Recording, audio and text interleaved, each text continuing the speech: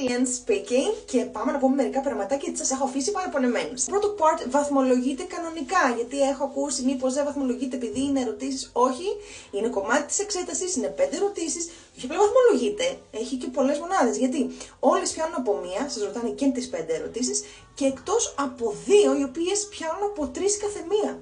Και είναι αυτές που σας ρωτάνε 3 πράγματα. 3 things you enjoy doing in your free time, for example.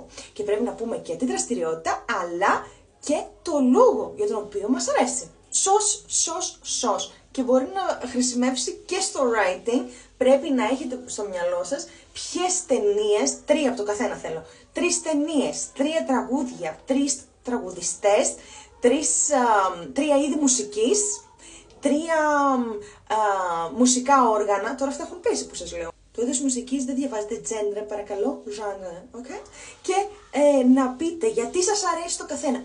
Μην ξεχάσω, θέλω να σκεφτείτε και ένα πρόσωπο της ιστορίας, διάσημο πρόσωπο που θα θέλετε να γνωρίσετε. Επίσης, τι θα κάνετε αν είχατε πολλά χρήματα ή λίγα χρήματα στη διάθεσή σας.